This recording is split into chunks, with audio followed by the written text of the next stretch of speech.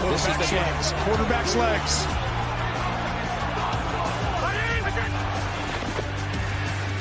Fakes left, now taken off.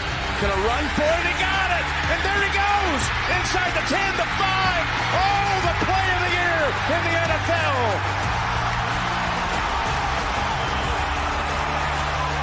Quarterback legs it was. I said no spy on this play. I can't believe it. The rare mistake by Kansas City. There's times. Hey guys, welcome back. Eric Smith here, 5 Reasons Sports contributor, also co-host of Scouting the Fins. You can find that one on the 5 Reasons YouTube and the 3 Yards Per Carry podcast feed.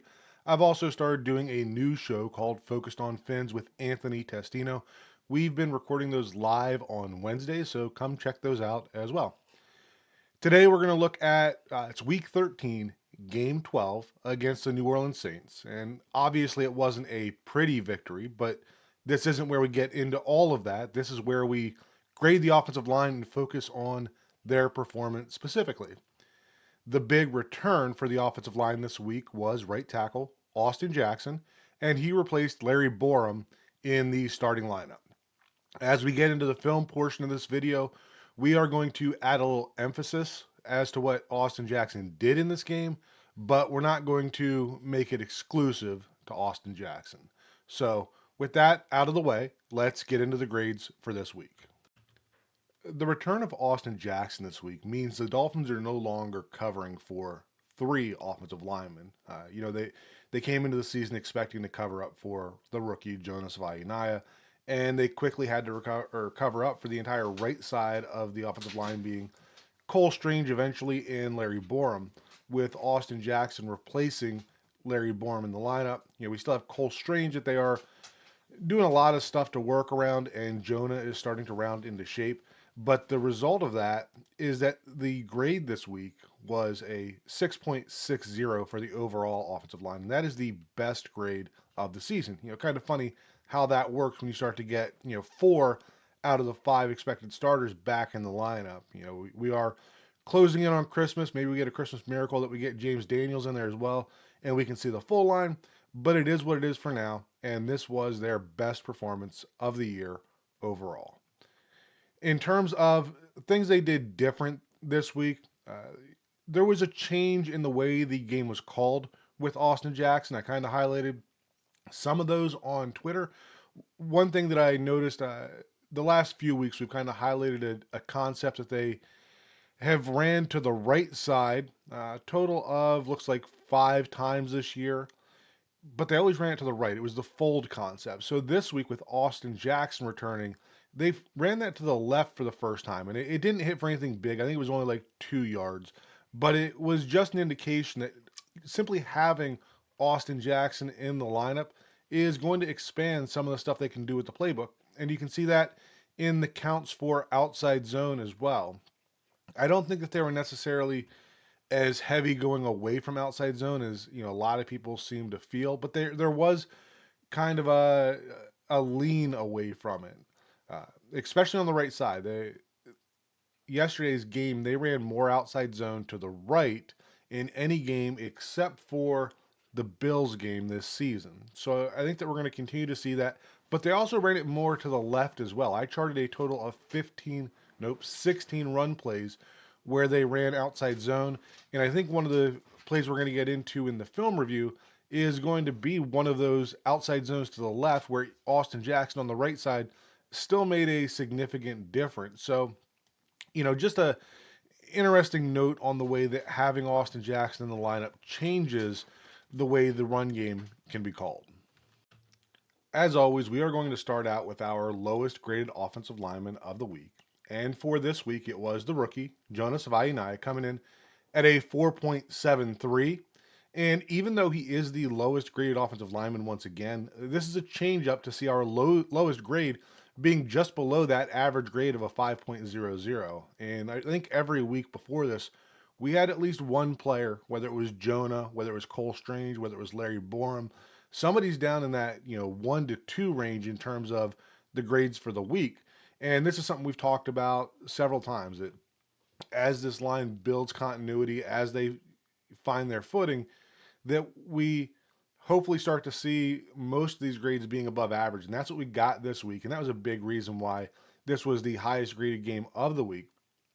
But specific to Jonah, this is a player that, really struggled early in the season. We would have 2, 3 plays every single game where he was just getting beat very badly, like clear zero grades, to the point that, a lot of people were questioning whether or not he was the right pick there, especially trading up for him at 37, I think it was.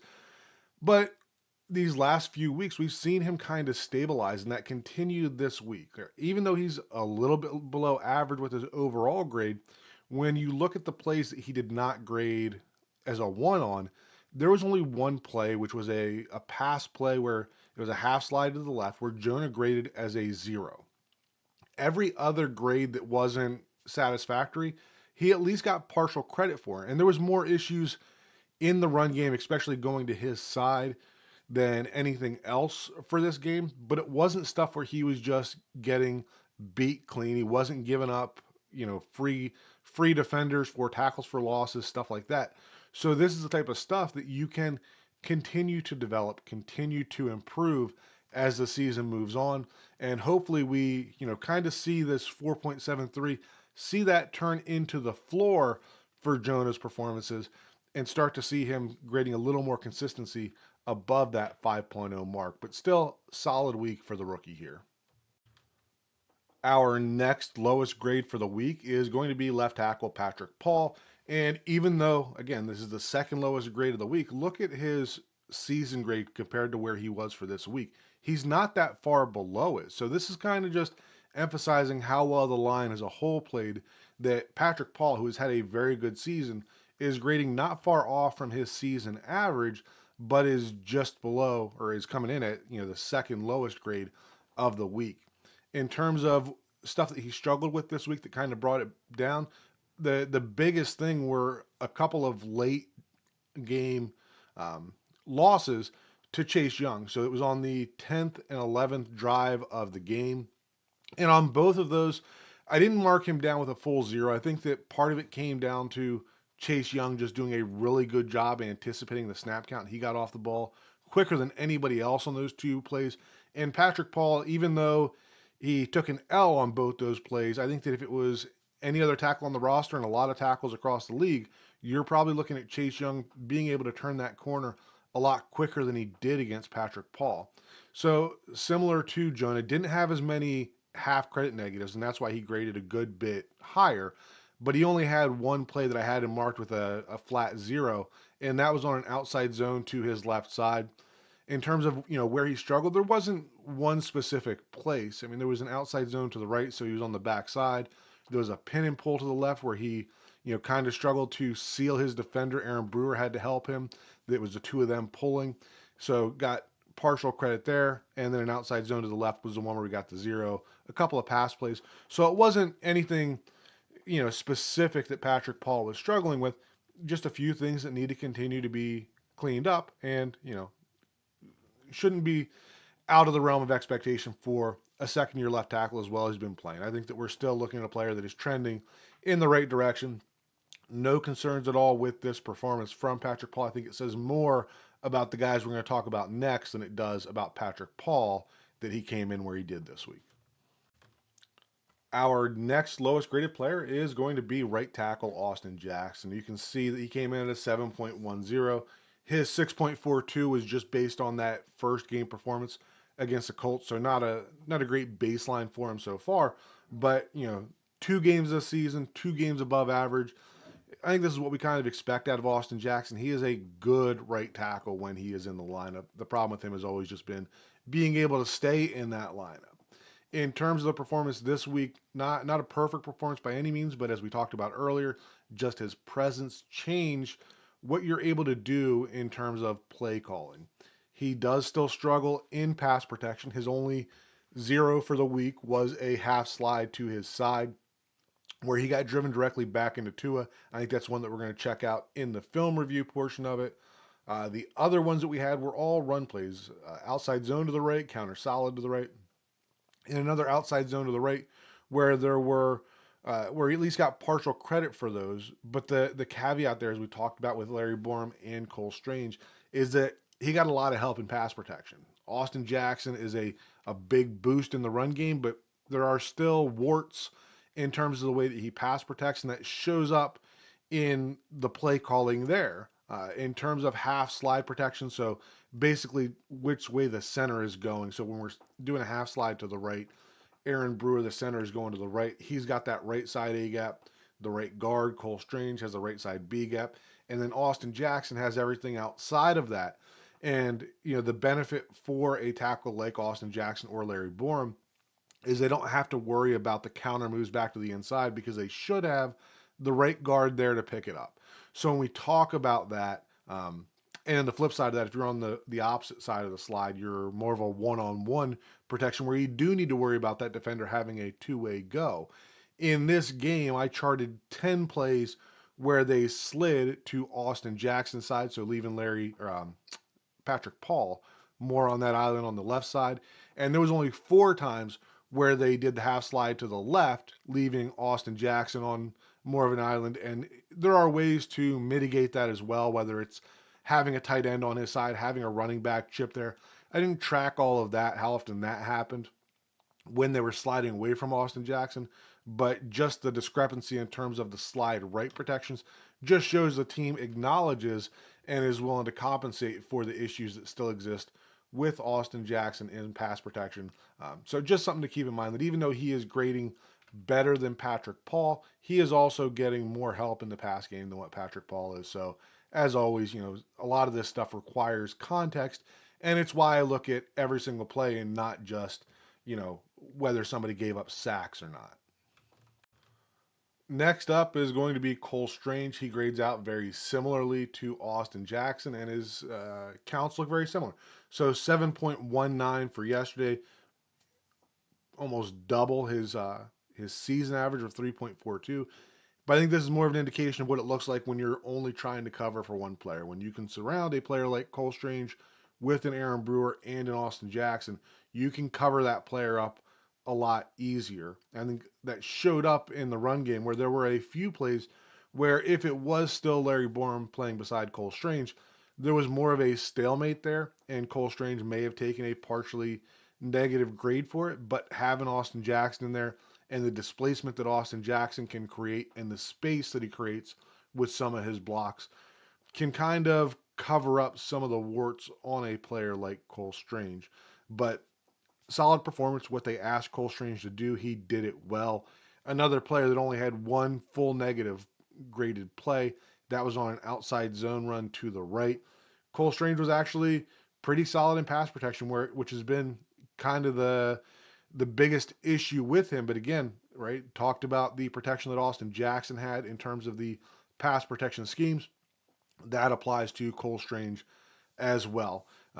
Had him with 2 partially negative graded plays in the run game. One of those was a crack toss to the right, so wasn't able to get out there and seal that very well. And then there was also a wham block where Cole Strange did not get up to his linebacker. I think we're going to look at that one in the film review.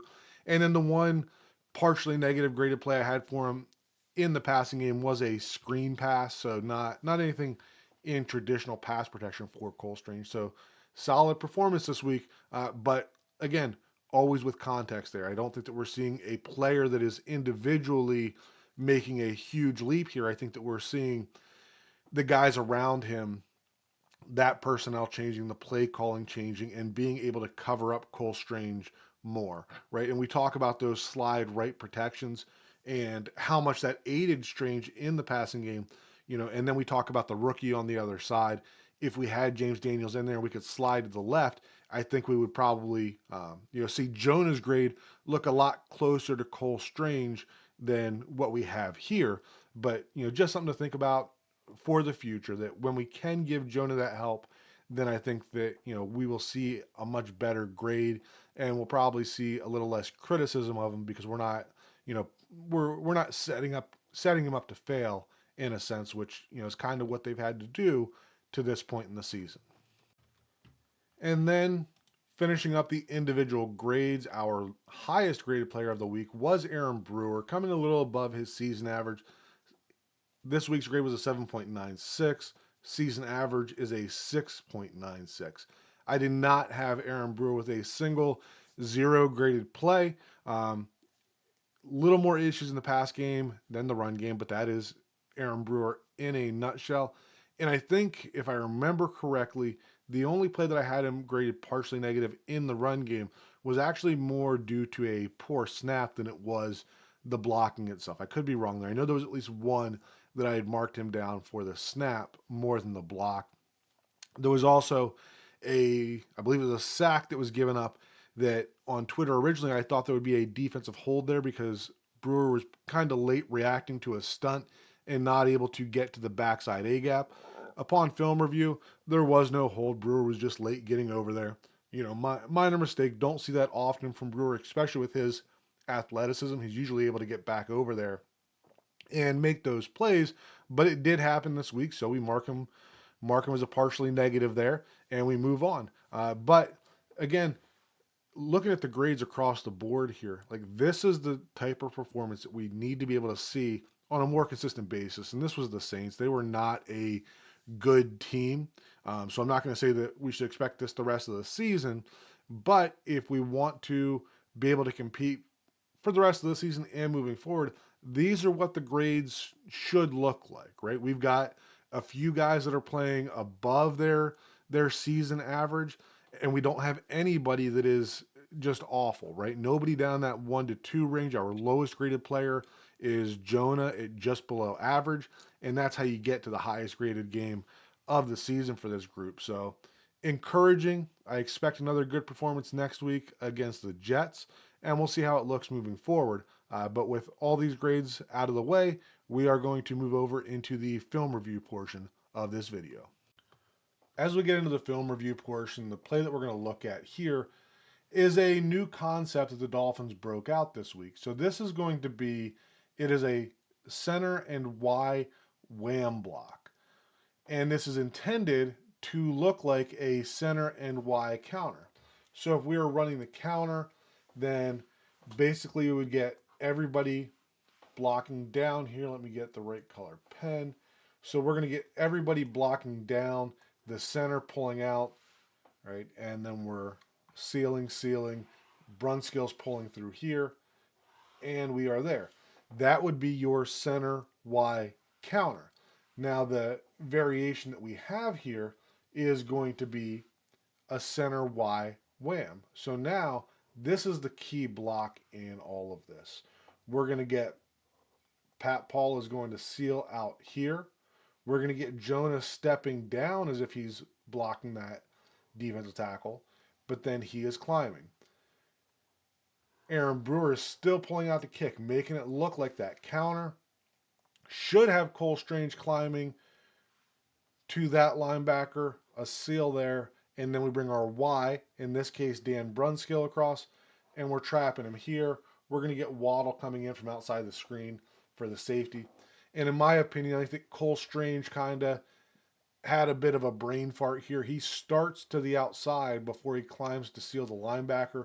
But if we watch, as Wright is taking this handoff to the backside A gap, I think they were trying to create a lane there for him to get through. And obviously lots and lots of lines there, so we're going to clear it out and take a look at it. So as we talked about here, you see Aaron Brewer pulling to the outside. That defensive tackle is following him, right? Because that's what they should do, which is going to make the wham block for Dan Brunskill easy, right? The tackle basically takes himself out of the play. We see Jonah here climbing to get that linebacker. We got the seal there. And then if we watch Cole Strange here, you'll see what I was talking about, that Austin Jackson has the defensive end out here. Cole Strange steps out there where he should be climbing number 20 right away, right? Kind of your oh crap moment here. You see the head coming back around, right? And maybe you could argue that Wright could have hit it through that lane, but then, how do you expect Jonah to get there? And that's why, in my opinion, I feel that what was intended to happen here was for Cole Strange to take more of a vertical release here. And if Cole Strange seals number 20 out here, then what we're going to have as we see this develop is we can cut it back through here, and Wright can cut off of Waddle's block, and it could possibly be a big gain. But again, this was the first time they ran this concept this season, so I do think there is room for growth, something to keep an eye on as we move forward in the season. Next play we're going to have here is the long Devon Achane touchdown run. And when people saw this on the broadcast, they were like, great blocking, great job, Julian Hill, right? Everything looked perfect. And when I went back and looked at it, I can't say that I agree completely. And we're going to take a look at this as we see our motions. And we're going to pause it. Right there's Alec Ingold. Then we are going to have Julian Hill coming in motion as well. And we're going to talk about what should have happened here and then what actually did happen. So this combination between the fullback and the Y is one that I'm trying to, I'm working on getting some more information on this. Going to have kind of tentative setup with a former NFL tight end to be able to discuss this more. But it's Julian Hill and Alec Ingold are basically comboing through this defensive end, and they are working up to number 56. Then you have Austin Jackson and Cole Strange should be comboing through this linebacker, but we see it more with the center, but we get a through call here where Cole Strange is climbing directly to number 20 and Austin Jackson is just sealing here, right? And then we're working up here. But what we end up seeing is that Julian Hill and Alec Ingold are not on the same page here because 96 ends up coming completely unblocked. What we end up getting is that Julian Hill gets out here to his outside and he leaves 96 go, and Alec Ingold leads directly up to number 56. And 96, like I said, ends up completely unblocked. Thankfully, Devon Achane is able to, use an angle to defeat that block. But then, Julian Hill ends up right place, right time because Cole Strange is not able to get to number 20.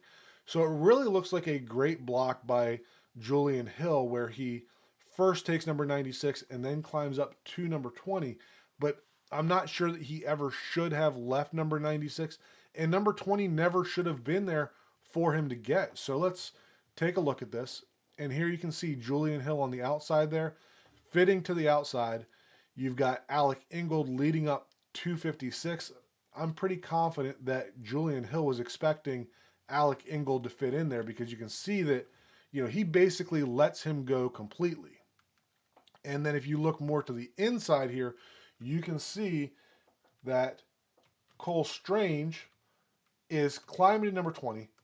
Tough angle to get there, right? But if you're going to make that through call, there is no excuse. You've got to get there. He doesn't get to number 20. So we get Alec Ingold picking up 56. Julian Hill lets go of 96. And then, like I said, right place, right time for Julian Hill. Piss poor effort here by the corner. And that's what gets Achane into the open field. So never going to give back a touchdown. But at the same time, when we go back and look at these, I don't like to just look at the touchdown and say, yeah, great play, right? He was basically untouched for, whatever it was, 40, 50 yards, or I guess about 30. I like to go back and see, did it actually hit the way that it was intended to hit? And this one did not, right? Ended up being Achane being able to, outrun 96, cut inside at number 1. So a lot of bad stuff by the defense here and stuff from the offense that we need to see continue to be cleaned up as we move forward. All right, this is going to be a kind of quick one. So this is a outside zone to the left. You can see the way that Ollie Gordon starts out to his left, and then he winds it back to the right. But the big key here is why he's able to wind it back to the right. So we're going to get motion that's going to bring 56 over. And what we're going to have on the backside is we're not going to really look at the front side, is that Cole Strange and Austin Jackson are comboing through 93 up to 56. When we roll this play, I want you to look at how much movement Cole Strange gets on the defensive tackle. It's not that much, but the difference here going from Larry Borom to Austin Jackson is that Austin Jackson jacks him up, blows him back 5 yards, and they don't even have to leave the double team before they can eat up number 56 on this play. So here we go.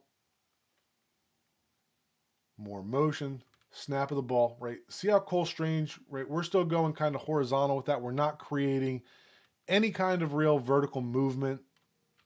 But then we see Austin Jackson flying in, getting that movement, and pancaking that defensive tackle into the lap of number 56. And that's an ideal combo. Like, if you are hitting these combos correctly, you should never have to leave the double team portion of it because you should be able to create the movement that puts him into the lap of the linebacker. And that's exactly what we get here. I know that number 56 gets in on the tackle, but now we're talking 9-10 yards down the field.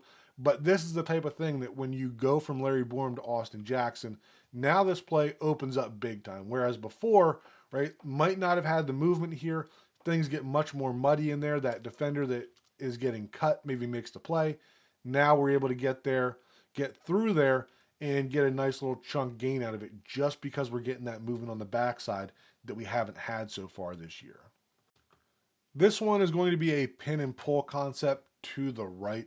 And this seems to be something the Dolphins really want to be able to do, and they're just not that good at it. And I don't understand why. Obviously, HN makes something out of nothing there, but in terms of the blocking, not a great job. This should be one of the more simple concepts in the NFL that you can run, and the Dolphins just seem to struggle with it regularly. Now they did come back the next play, they ran it to the left, and they were much more successful with it, but it feels like they're kind of setting up Cole Strange to fail on this one. So as we get back to the top, there's our motion. So now what's going to happen here is that these two are going to end up leaving this defensive end go. And then we're pinning with Austin Jackson. We're pulling with Cole Strange. We're pulling with Aaron Brewer. And we're trying to cut stuff off on the backside here. But both Aaron Brewer and Devon Achane look very much like they are expecting this to fully be able to go to the outside. But when we don't block this defensive end, let me get the drawing pad back up there, right? If we don't block this defensive end and he gets upfield, like that's a tough ask to ask Cole Strange to get all the way around and seal him. So what we're going to see instead is that Cole Strange tries to kick him out. And I think that's what should be happening here, right? I think that there should be a kick out there. Dan Brunskill has to be able to get this block on the linebacker, and that Aaron Brewer, instead of trying to continue this outside, should be cutting up through blocking number 20, and then we're following him inside. And maybe this is Aaron Brewer's fault because Achane probably should be following his lead blocker the whole way through. But cannot expect Cole Strange to be able to loop around and be able to seal this defensive end here without bellying it back, 5-10 yards into the backfield. Would much rather see this kind of turn into almost like a buck sweep where we're kicking out that defensive end and then turning up inside of it. So just wanted to include this because this is, a concept that Miami has tried to run throughout the year, and it's kind of been hit or miss, even though it should be something similar to the fold technique that they've run that pretty well, and similar ideas there in terms of angles, but they seem to be able to hit that a lot better than they do the pin and pull. And I'm not exactly sure what the disconnect is here, but if they do figure out how to hit this more consistently, I think it could be a really nice part of the offense with the athletes the Dolphins have up front. Next one we're going to look at here is a crack toss to the left. And this is one of the plays that Patrick Paul did not get, full credit for. Gets around the outside here with Dulcich. Gets a little tentative going around the edge. I don't know why he slowed down there as he was clearing Dulcich. I feel like he should have been a little more aggressive to the outside shoulder of that defender. But we see that Aaron Brewer has to get around here and clean it up, right? From here, would like to see Patrick Paul just continue to the outside so that Brewer can get all the way outside. Instead, Paul kind of grabs on, doesn't keep the feet going. Brewer does a great job cleaning it up. An example of where, not everything has to be perfect for a play to succeed, but room to improve on this one. But one of the things that I want you to pay attention to here is what it looks like having Austin Jackson on the backside of this. So typically, we would try to get Cole Strange up to the next level. Austin Jackson trying to clear number or to seal, cut off, whatever you want to call it, number 90. But instead, because of how good of an athlete Austin Jackson is, we're not going to waste him on number 90. Now he is looping around, right? Essentially helping Jonah, who didn't do great on this play, and then working up to the next level. So we're talking about the right tackle starting all the way outside the hashes over here. And when this play ends, he has cleared almost everybody on the offense, getting all the way to the other side, right? And if this does get to the next level, then Austin Jackson's going to be downfield making a block. So again, right, not anything, not a highlight play by any means, but just kind of an emphasis of the kind of extra stuff you get when you go from an athlete like Larry Borum to an athlete like Austin Jackson, where there's just those, those hidden things in there that pop up that you lose when Austin Jackson's not in the lineup. Next play here is going to be that fold concept to the left. First time that they have run it to the left this season. They have run it to the right, pulling Aaron Brewer, pulling Patrick Paul, but they never pulled Larry Borum trying to run this to the left. So as we get back to the top, we will look at how this is supposed to look once the motion comes across. So they're pulling the linebackers over. And now what is supposed to happen here, very simple blocking concept. Flip over to the red pen. We're going to get Patrick Paul blocking to the outside. Jonah's trying to seal here. Brewer is looping through to that linebacker. Get a seal here and loop through to this linebacker. And then ideally, this is going to hit through the B gap. What we're going to end up seeing is that Jonah starts in a good position. And I think that's what Ollie is reading. But this defender is able to scrape over the top late. Would like to see Ollie have a little better vision to be able to see that late and be able to cut back under Austin Jackson here, but it doesn't happen. But again, as you can see Jonah is in good position. That's what Ollie is reading. He's trying to follow Aaron Brewer, but then this defender scrapes over the top. At this point, would like to be able to see Ollie recognize this because this is, off of the outside zone tree. So he should still be reading these blocks, seeing all of these defenders have outside leverage and cutting it back, right? And this could be a huge gain if he gets there. He doesn't. But like I said, the reason I wanted to highlight wasn't the result of the play or calling out Ollie's, lack of vision there. The main thing was that we're unlocking parts of the playbook that weren't available with Larry Borum in the lineup. This is a play that they ran it to the right. I think it was 5 times so far this year. First time running it to the left, and something to keep an eye on going forward, right? This has popped big for the Dolphins a couple times this year going to the right. I think we're going to see it, hit big at some point here in the near future going to the left as well. Next play we're going to have here is a outside zone to the right. And I didn't want this to be, just everything is good for Austin Jackson. This is a play that was not good for Austin Jackson, but one that I'm not too concerned about, right? We are asking Austin Jackson to combo block with Julian Hill, who, as you can see here, is on the left side. Hill is going to come into motion as the ball is snapped. And, we're expecting Jackson and Hill to be on the same page in terms of what they're doing here. And the Saints walk up that cornerback number 1 kind of late. And with Hill on the opposite side of the formation right now, there's no way, right here comes the corner. Soon, there he is, right? So now that corner's there, the picture changes for Austin Jackson, but he has no way to communicate to Julian Hill what's changing here, right?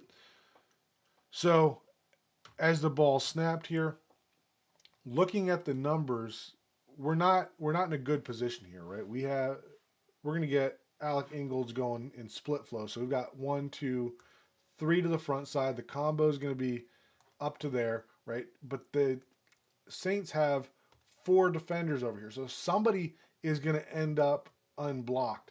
We need to make that the corner, right? If you have an unblocked defender, you want it to be the corner rather than a defensive end, a defensive tackle, or a linebacker. But what we're going to get here is that Austin Jackson looks like he is still committing to the initial combo block here, right? They're both committing there initially, but then we're going to see Julian Hill is working out to the cornerback, and Austin Jackson is a little bit late peeling back to number 56, right? And then we're getting a block there as well. But I think that the biggest issue here is a lack of time on task here from Jackson and Hill, right? If Hill just stays on that and Jackson peels back, right? Now we're hitting in a lane through there, but you can see that Julian Hill kind of continues to the outside as if he expects Austin Jackson to continue widening this, right? Maybe he being Julian Hill expected Strange and Brewer to try to combo up to create a cutback lane there.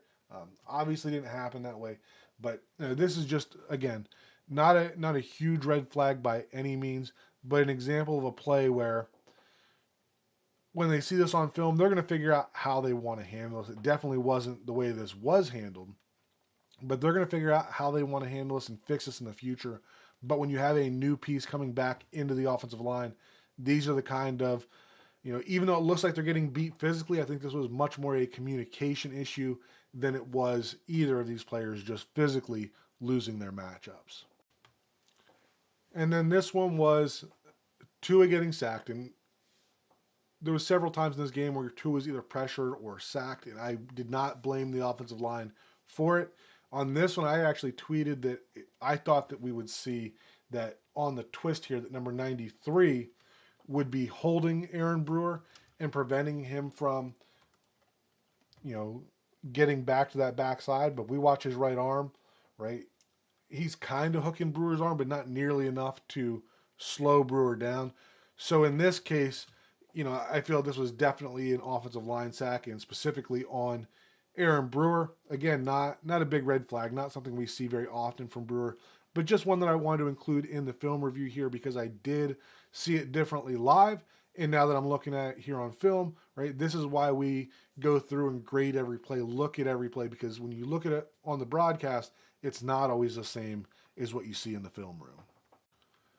And then last one here, just a quick one. We're going to see Tua dropping back. We're going to see Tua hitting Waddle for a solid gain here. So, hey, it must be a great play, right? 20-yard catch, right? A little bit of run after catch there.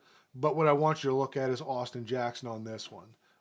So Austin Jackson ends up, it's a slide rate protection, so he doesn't have to worry about his inside. So he's kicking out here nice and wide outside of Waller, but he ends up getting bull rushed directly into Tua, ends up knocking down Tua. This continues to be an issue for Austin Jackson in pass protection. This is the reason they need to protect him on the right side with their slide protections, their chips, their tight end staying in, stuff like that. Is big of a benefit as Austin Jackson is in the run game.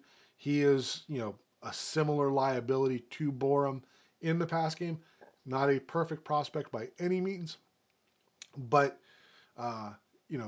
just wanted to highlight that as well as Austin Jackson played, he is still the same player that he was before, that he's going to have some issues in pass protection, and the Dolphins need to continue to cover that up. But overall, he had a good game, and looking forward to what he can do as we continue through this season. All right, so that wraps up the film review for this week. The Dolphins are 5-7 now, going on to the Jets next week. I expect another good performance from the offensive line there. But then after that, we're going to find out how much progress this offensive line has really made. But for this week, best grade of the season, and really encouraged about the type of stuff that it opens up as we move forward into the rest of the season. So, as always, appreciate you guys watching. Leave some comments below. Come check us out on Wednesday on Focused on Fins. Come check us out on Scouting the Fins as well, and we will talk again soon. Thank you. Chase and back over to Achane again. Believe he's got a first down. Make up for a lot of mistakes. 1st and 10 after an 11-yard pass play to Achane.